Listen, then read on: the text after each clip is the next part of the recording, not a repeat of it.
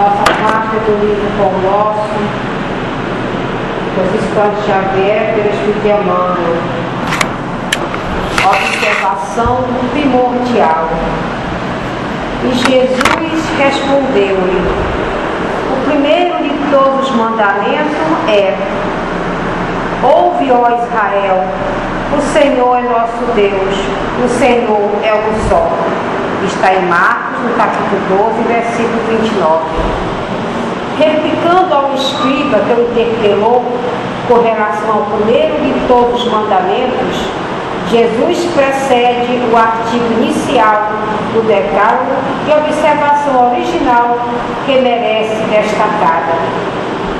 Antes de todos os programas de Moisés, das revelações dos profetas e de suas próprias bênçãos redentoras do Evangelho, o mestre coloca uma declaração enérgica de princípios, conclamando todos os espíritos ao plano da unidade substancial.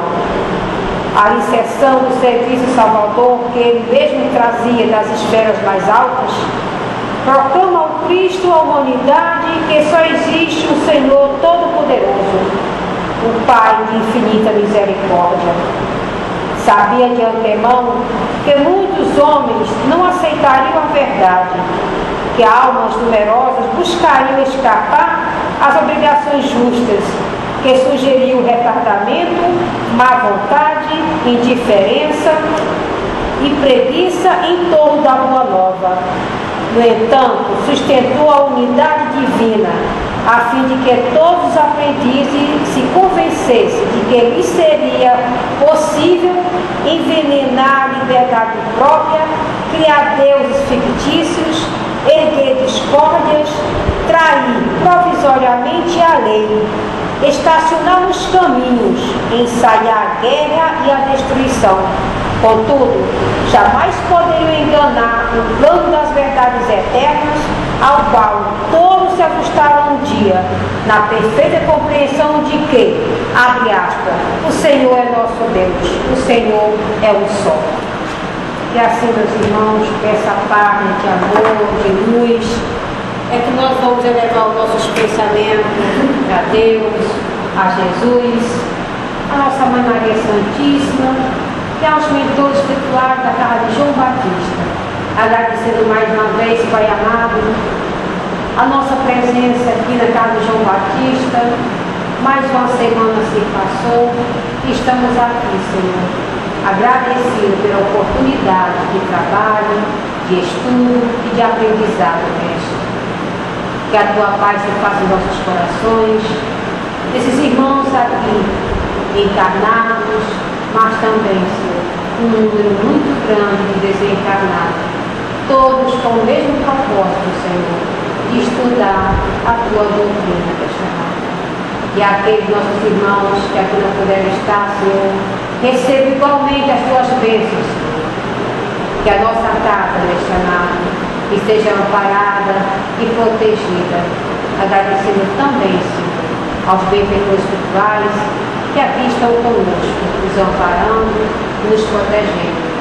E assim, Senhor Jesus, amigos espirituais, te pedimos o suporte para o nosso irmão Anderson, que mais uma vez está aqui conosco, nos ajudando a entender melhor a Tua doutrina consoladora, Mestre. Ser com ele, Senhor Jesus. E te pedimos assim permissão para iniciar os nossos trabalhos da noite de hoje. Fica conosco, Senhor. E assim seja, graças a Deus e graças a Jesus.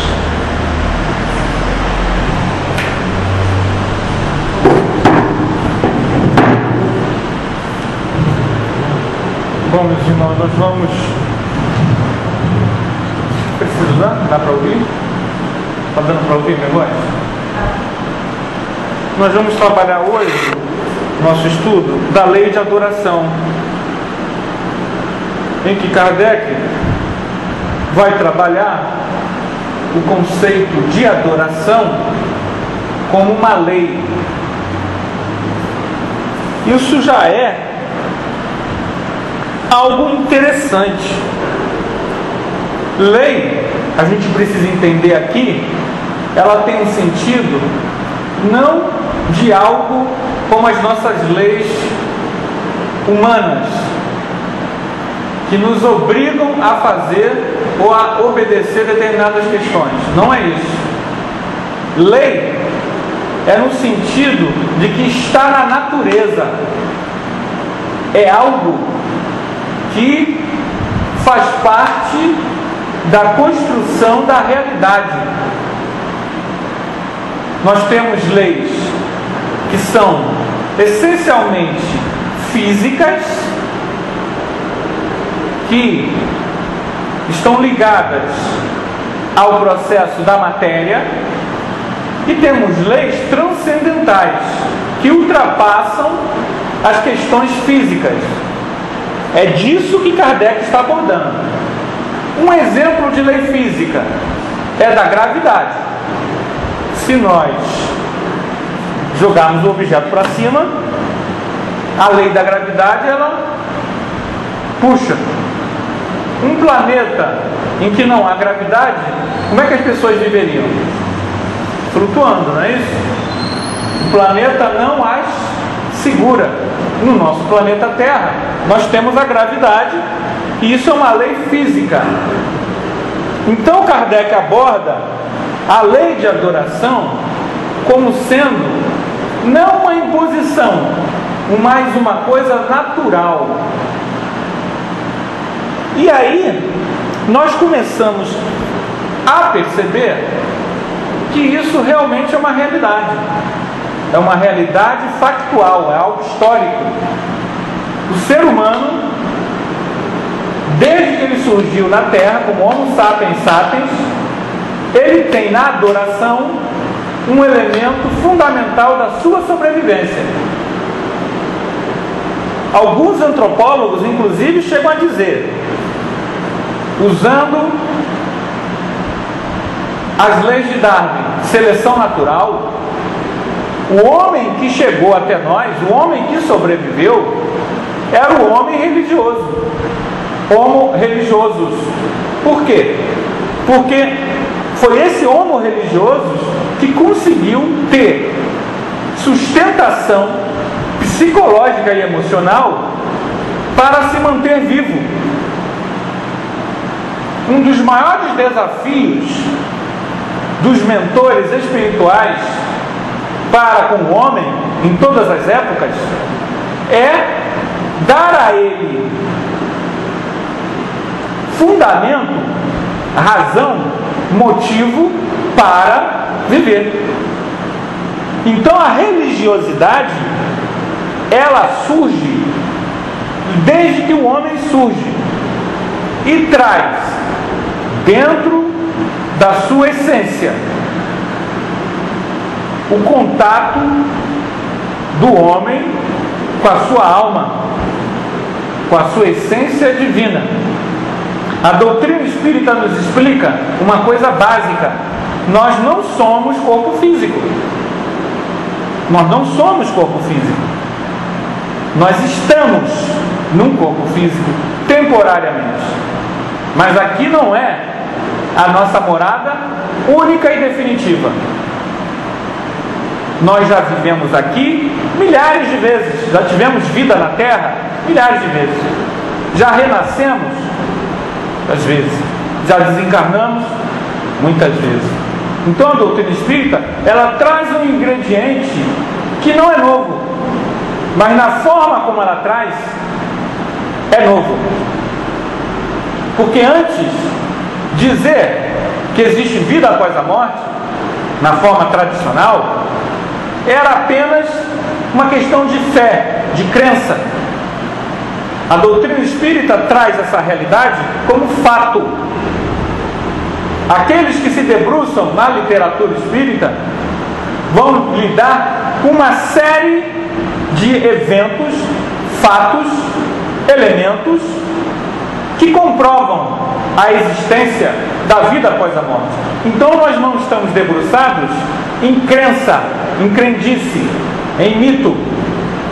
Nós sabemos. E sabemos, poderíamos citar aqui N casos que provam isso.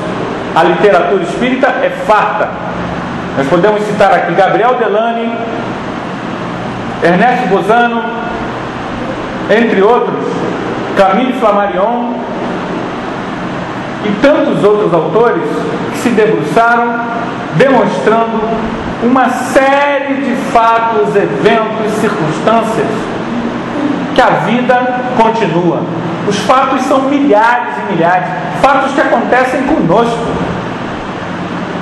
Eu vou citar apenas um fato que foi visto ao vivo na TV alguns anos atrás. Havia um programa que é famoso, o Big Brother, e a pessoa fica lá internada, não é isso? Sem contato com os familiares.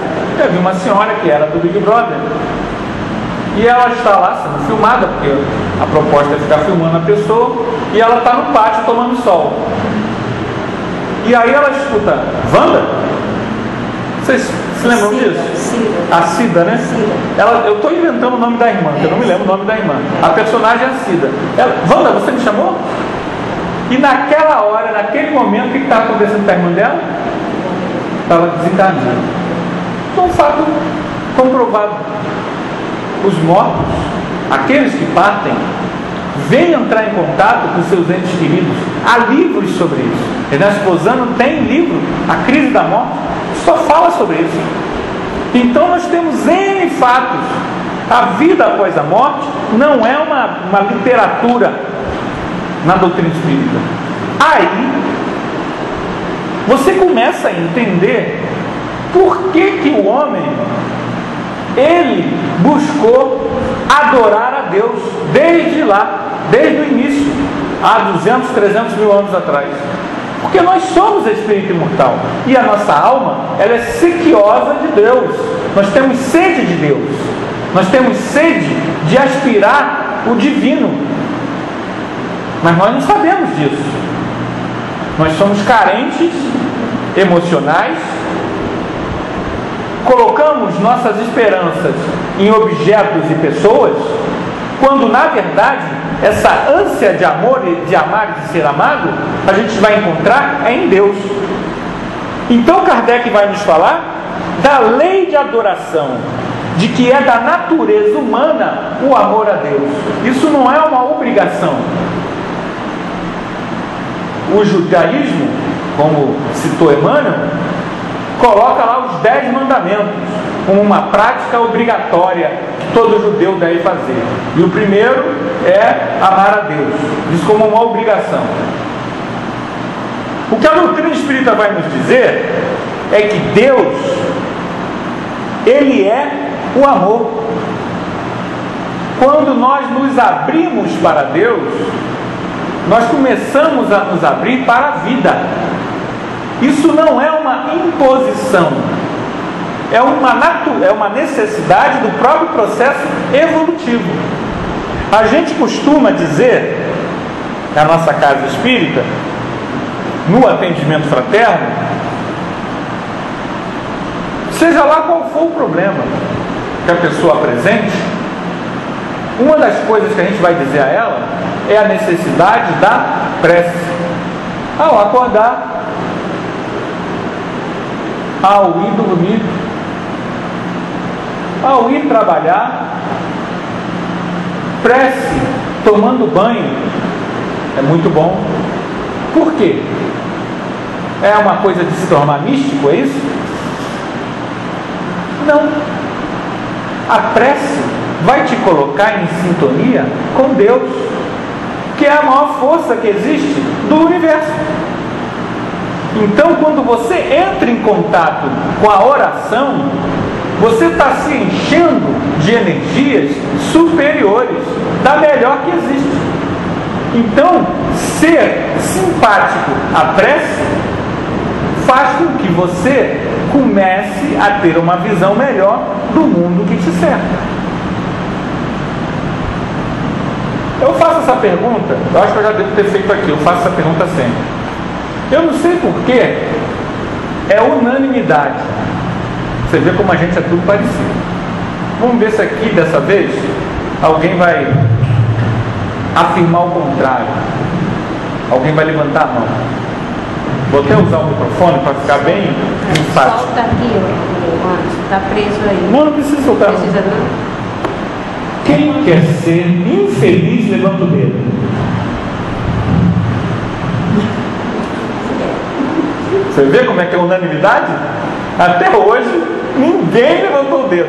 Quem quer ser infeliz?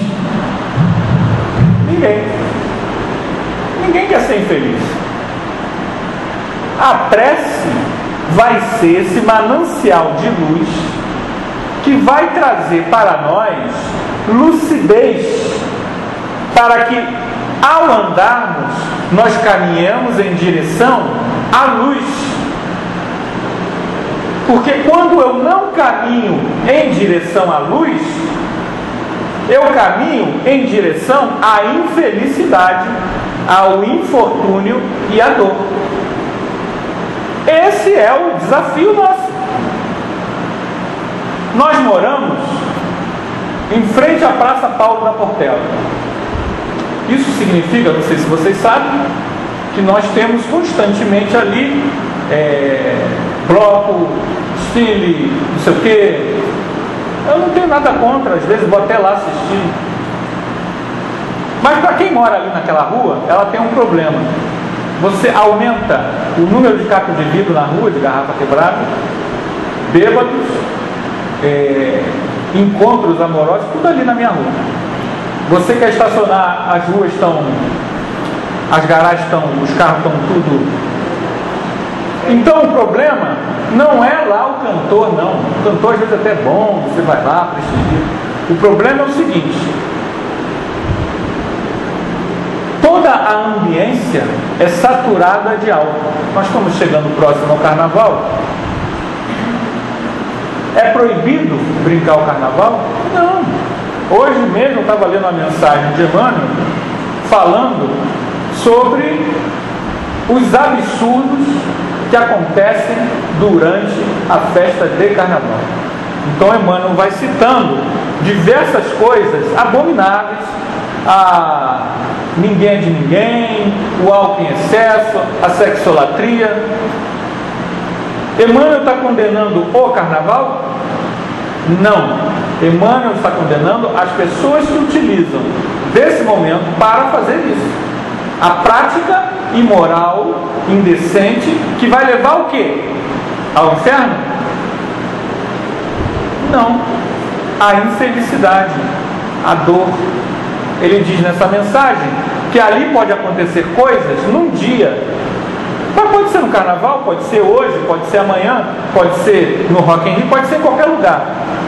Pode acontecer um evento num dia que, para que você possa resolver, demore séculos.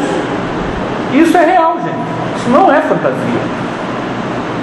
Então o nosso problema não é a festividade em si, mas é o que nós, com a nossa invigilância, nos aproveitamos da festividade, seja ela qual for, para criar dívida, infelicidade, dor.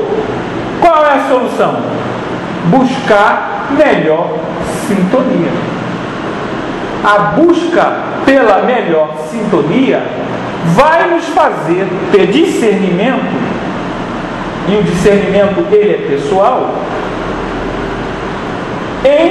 mesmo que estejamos, para quem gosta, em algum local dessas festividades, saber escolher aonde se vai, com quem se vai e o que se faz. Essa é a lucidez. E não é só no carnaval, é nas boates, é nos clubes, nos shows, é em casa, é no trabalho. A prece, ela é não uma coisa de religião, de ritual. A prece é uma coisa da vida. Estar em contato com Deus é o melhor das coisas. Uma amiga nossa, com vidência, ela pôde, numa dessas atividades que tem lá perto da minha casa, a Portela, estado de Portela, no dia seguinte, estava tudo saturado. Uma vez por mês tem uma, bem em frente, bem na minha rua, tem uma festa ali, um negócio de comida. Depois acaba aquilo tudo, o chão fica cheirando a álcool. A coisa muito... O cheiro da rua é álcool. E ela, com evidência, o que ela viu? Ela viu um monte de espíritos ali, sorvendo da rua mesmo, aquele monte de álcool, vômito, não sei o quê. Ela disse que é uma coisa horrorosa. Vejam bem, o que eles estão fazendo, esses espíritos? O que eles faziam em vida. Cada um, não é isso? A sintonia vai fazer com que cada um faça da sua vida pós-mortem aquilo que ele quiser. E aquilo que ele está irresistivelmente preso. Até que um dia ele acorde, até que ele seja assistido, socorrido, amparado. Ou seja, a doutrina espírita, a pessoa não estava ali pregando, ela viu.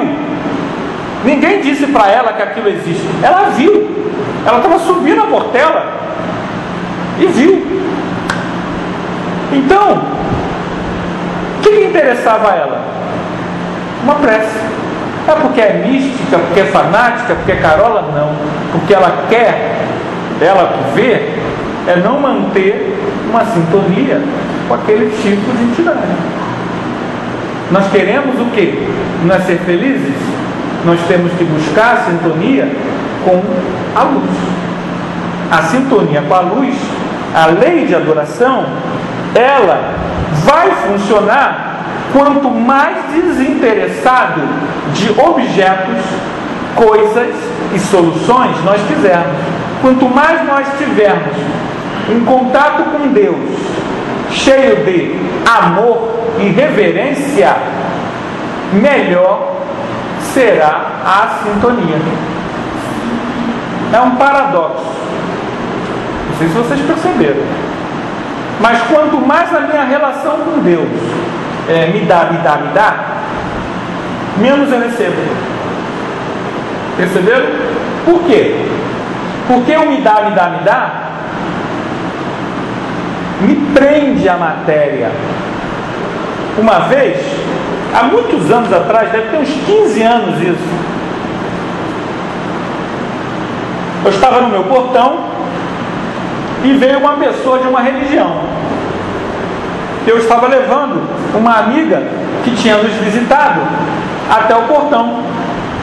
E essa pessoa veio com um panfleto e deu a ela. Falou para ela: você quer um marido? Jesus te dá. Você quer um carro novo? Jesus te dá. Você quer um emprego? Jesus te dá. Aí nós ficamos olhando, agradecemos e ele foi embora. Isso é o que todo mundo quer. Um maridão, uma esposona, um carrão e um empregão. Essa religião, ela cresceu, hoje ela tem milhões de adeptos. No Brasil e fora do Brasil. O que acontece? Ela lota Maracanã. Há coisas boas nela? Claro que há. Eu estou falando do que eu vi o cara pregando. E já não era a primeira vez. Essa pregação, infelizmente, eu vou dizer a vocês, isso é uma mentira. Aquilo ali é uma mentira. Jesus não dá nada disso. Foi isso que Jesus prometeu. Quando Jesus disse, em toda a Bíblia, em todo o Evangelho, que a missão dele era dar marido para alguém. Vocês leram isso no Evangelho? Jesus prometendo marido para alguém? Não. Mas aquilo é uma mentira. Tem interesse pecuniário. Mas se você se pauta numa conduta amorosa, de amor ao próximo, de dedicação ao próximo, de realização íntima, se você entende que os conflitos emocionais não serão resolvidos por pessoas de fora, por uma esposa, por um marido, por um filho, mas sim pela sua dedicação em trabalhar o teu amadurecimento através do amor, consequentemente, as suas relações afetivas serão as melhores que existem. O caminho do amor sempre será a solução, mas não de exigir o amor, mas de doar o amor. O amor a Deus não pode ser, então, uma obrigação, um mandato. Se nós começarmos a entender que nós não queremos ser infelizes, o contato com Deus, o agradecimento, a reverência por estar vivo, pelas oportunidades, precisa ser, acima de tudo, uma necessidade, não uma obrigação. Não é mais o temor a Deus. Isso acabou. Quando nós começamos a entender que nós já vivemos séculos e séculos com temor a Deus, e isso não adiantou muito nos nossos problemas emocionais, nós vamos começar a perceber que o caminho é outro. E não é novo. O caminho foi falado por Jesus há 2000 anos. Ama a Deus e ama o teu próximo. Aí Emmanuel diz assim pra gente, fazendo uma reflexão da questão do Evangelho. Se você diz que ama a Deus, que não vê, como é que você não ama a criação de Deus que você vê? Você diz que ama a Deus. Eu amo a Deus. Até porque dizer que amar a Deus é uma palavra chavão, né? Ninguém vai dizer que não ama a Deus. Se eu perguntar aqui, alguém aqui não ama a Deus? Ninguém vai dizer. O problema é aquele de Kardec diz aqui, ó.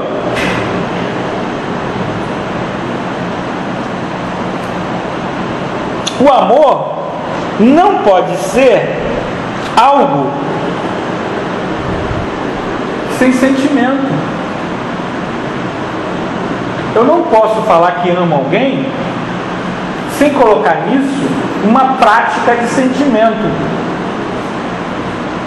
Dizer que ama a Deus é muito fácil, mas isso é apenas falar.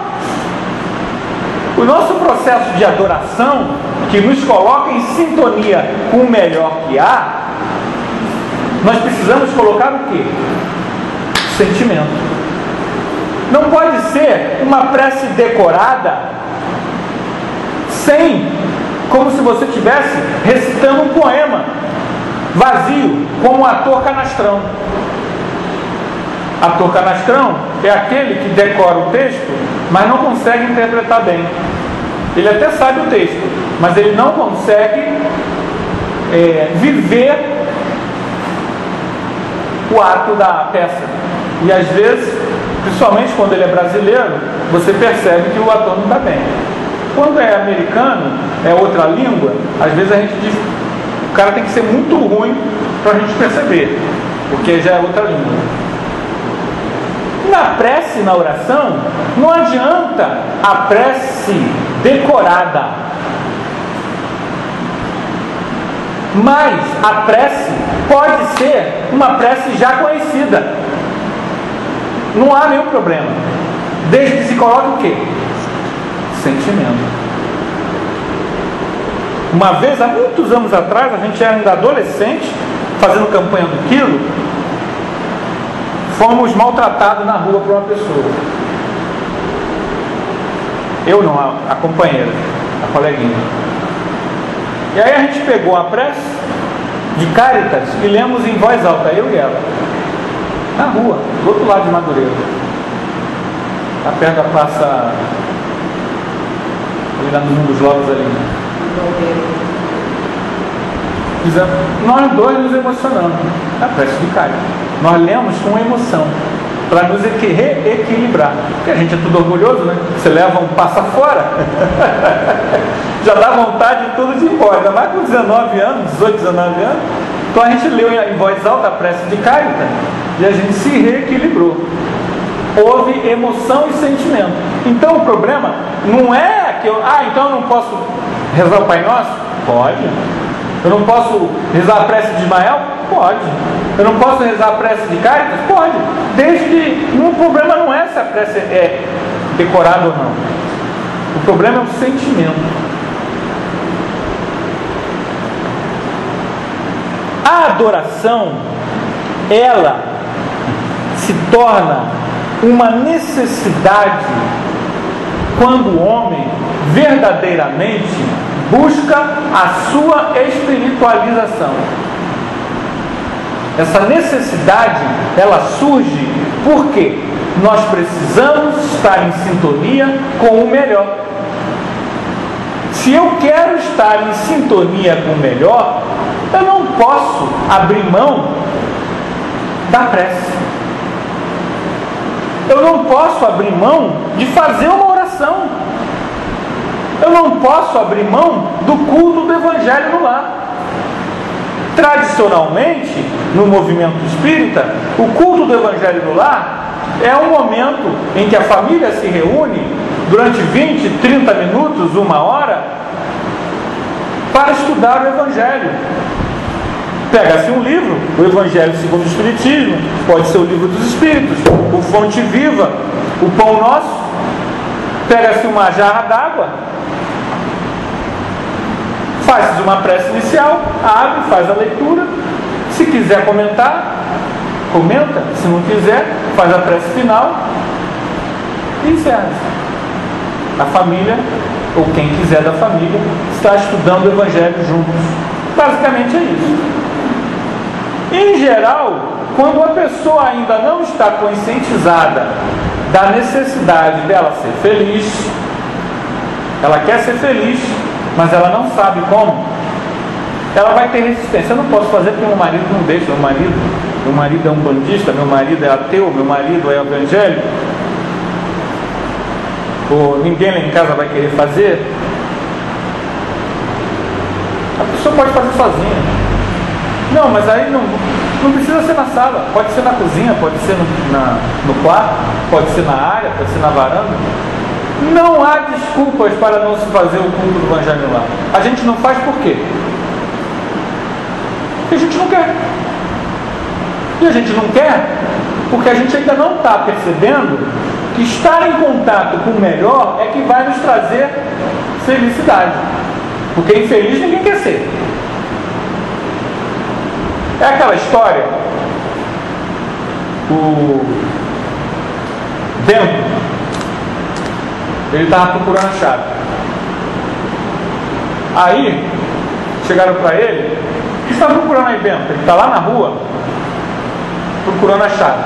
Eu estou procurando a minha chave. Aí começaram a ajudar ele, né? Ele está lá na rua.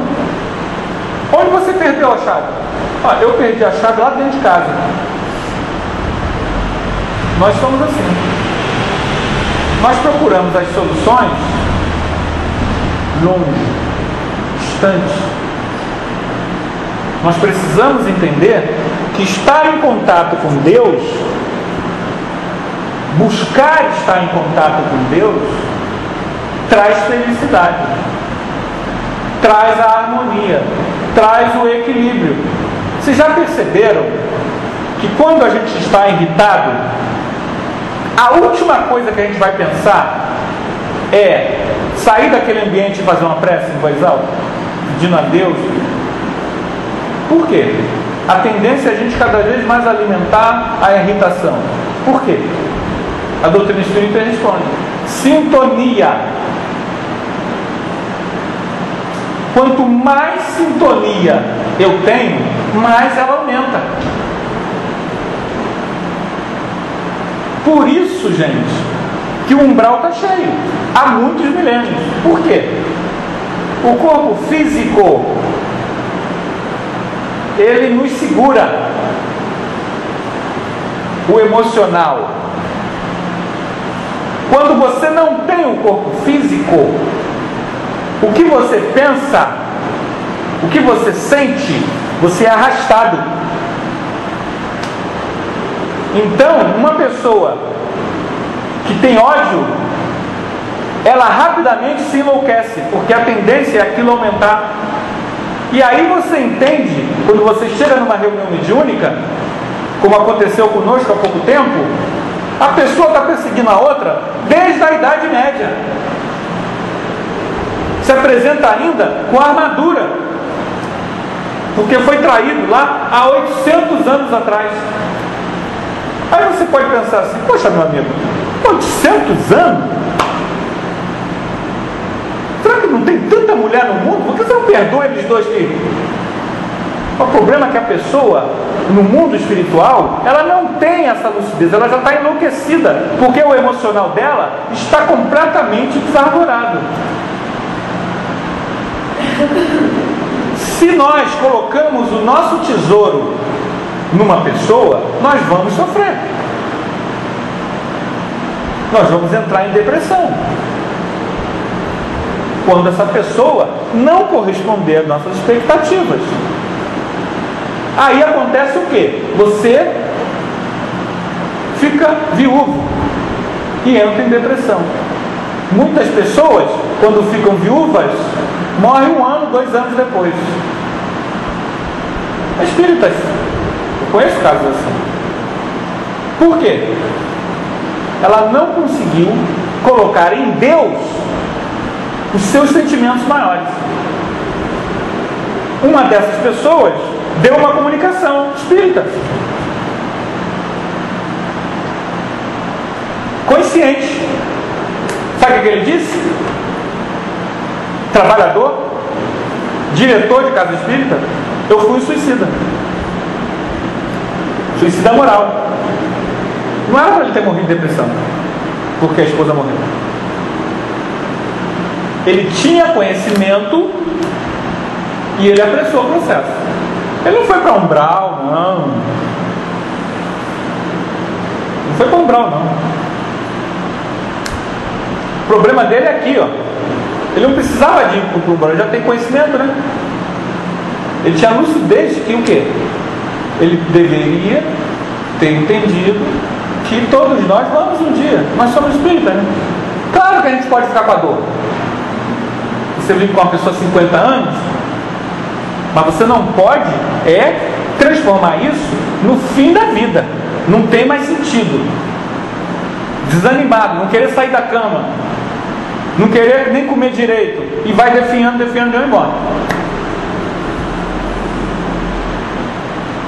Quando nós começamos a entender isso, nós vamos ocupar o nosso coração com Deus. Nós vamos começar a sentir necessidade de um contato com Deus. Hoje, o catolicismo, pasmem vocês, tem N trabalhos visando meditação para os católicos. Há muitos livros e padres percorrendo o Brasil falando sobre meditação. Sobre meditação, uma meditação geralmente focada em Deus. Hoje, isso está muito divulgada na área católica. Livros bons sobre meditação, em que vão mostrar à pessoa a necessidade de um contato, pelo menos uma vez no dia, em que ela pense em Deus, em que ela reflita sobre Deus, que ela se coloque em comunhão com o infinito.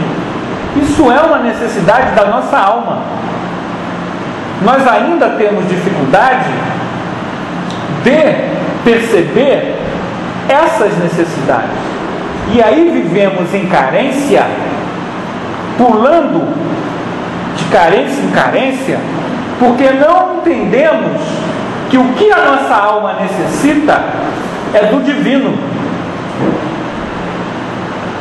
E o divino, a gente se encontra o divino na boa sintonia, nos bons ambientes, nas boas práticas do amor ao próximo, na generosidade, no ato de amor.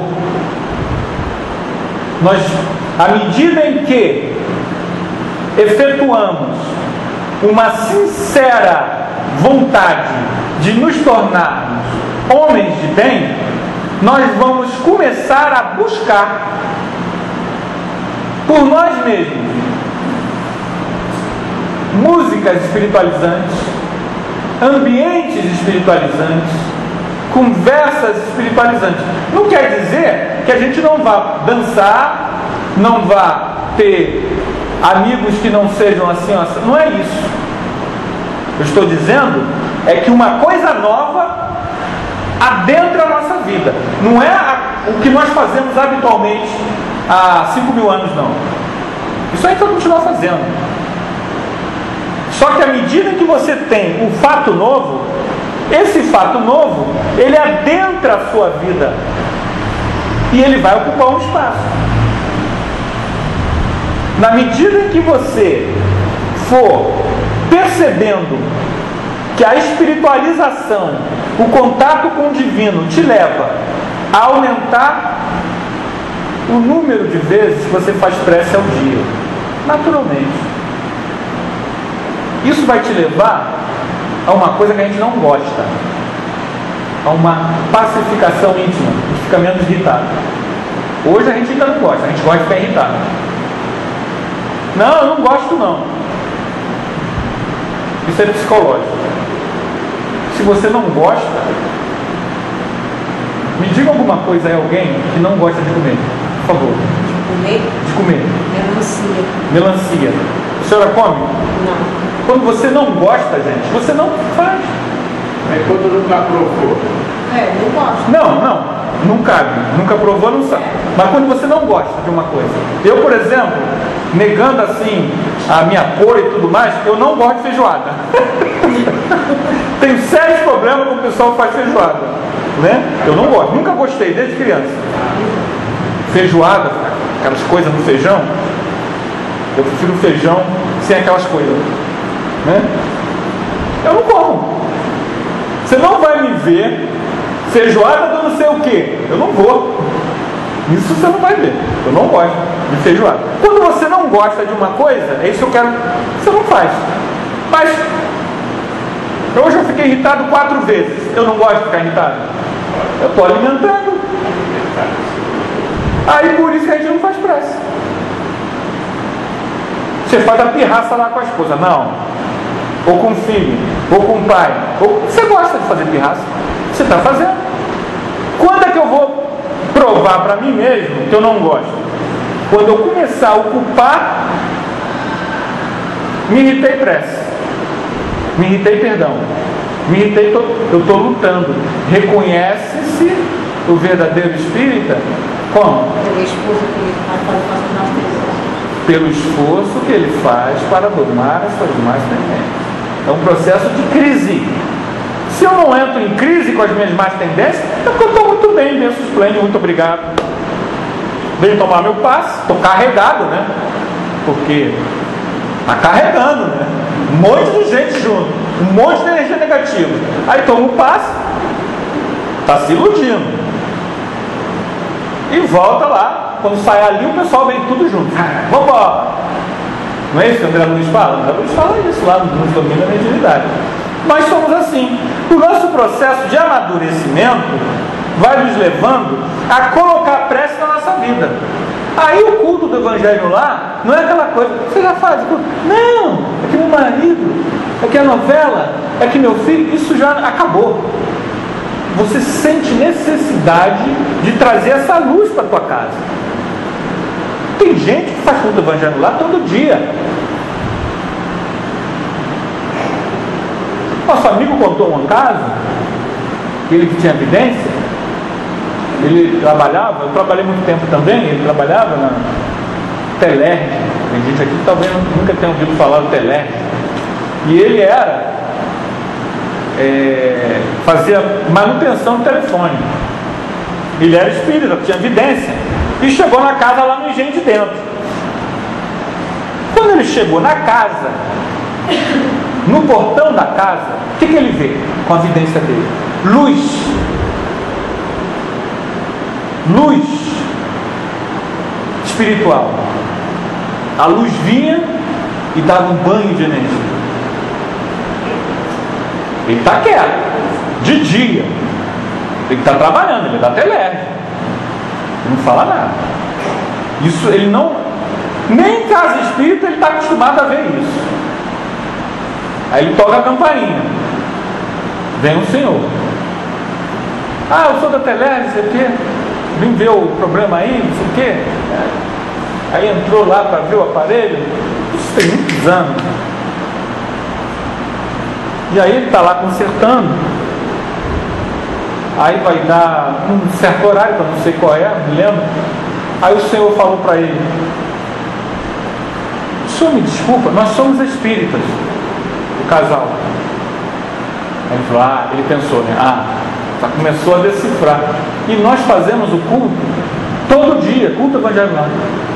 Nós vamos parar agora, o senhor... Não, eu sou espírita também, vou participar. Aí ele participou. Eles faziam todo dia o culto evangélico lá. Além de ser um casal muito equilibrado, eles fizeram uma opção pelo quê? É fanatismo? Não, gente. Eles estão trazendo luz para dentro de casa. No mundo maior, conta um caso desse, uma casa assim. O André Luiz vai contar para a gente que a casa se torna uma oficina de trabalho espiritual. Uma oficina de trabalho espiritual. Porque vejam bem, a lei, ela é perfeita. Se há amor ao próximo, se há oração com sentimento, há correspondência. A adoração à divindade, ela deixa de ser algo obrigatório. Amarás o Senhor teu Deus, senão você será punido. Acabou isso.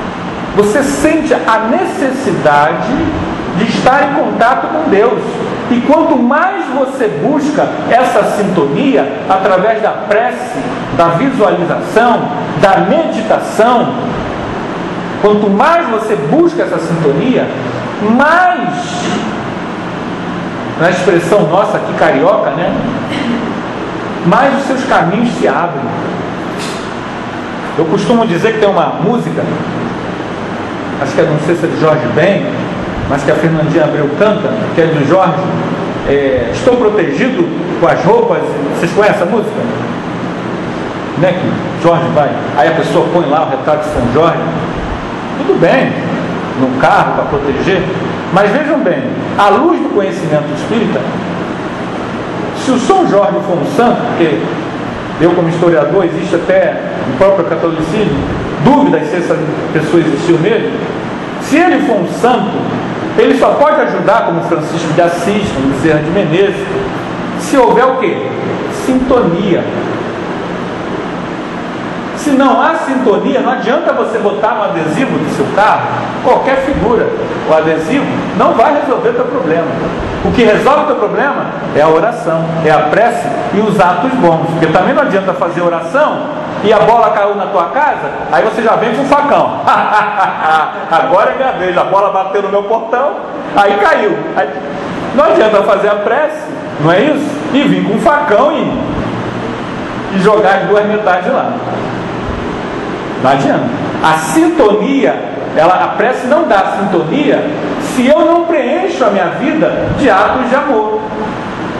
É todo um processo. Como nós não queremos dor, infortúnio, infelicidade, como vocês mesmos disseram aqui, eu não quero, ninguém quer.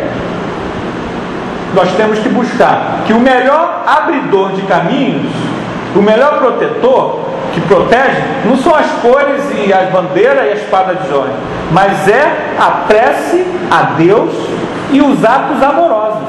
Por isso que a lei de adoração é uma lei. Eu não sou obrigado a fazer isso, mas ao abrir mão disso, eu fico mais restrito, mais limitado, mais emocionalmente frágil, mais suscetível à fragilidade emocional, à depressão, à angústia, a cometer enganos, a agir de forma equivocada. Por quê? Porque a minha sintonia é de nível inferior. A doutrina espírita, com isso, vem trazer uma explicação lógica, sensata, ao Evangelho de Jesus. Ela dá à doutrina espírita material para que nós possamos agora, à luz da doutrina espírita, compreender o amar a Deus sobre todas as coisas. Não é mais uma imposição de um mandamento, mas uma necessidade da alma, que se reconhece filha e herdeira de Deus. Como disse Joana de Ângeles, vocês já se deram conta que nós, vocês, cada um de nós somos herdeiros de Deus? Que Ele criou o universo para nós? E que para isso nós só precisamos abrir o nosso coração para a grande sintonia com Deus, que é através do amor ao próximo? Já se deram conta disso? Nós somos infelizes porque no fundo, estamos apegados ainda à moda antiga, à visão antiga de ver as coisas, que é apego à irritação, apego ao nosso orgulho, apego ao nosso egoísmo. Que Jesus nos inspire, nos ampare e nos estimule a cada vez mais nós termos contato com o divino em nossas vidas 24 horas por dia. Tá bom, gente? Quero agradecer ao nosso irmão Anderson, que Deus possa iluminá-lo sempre.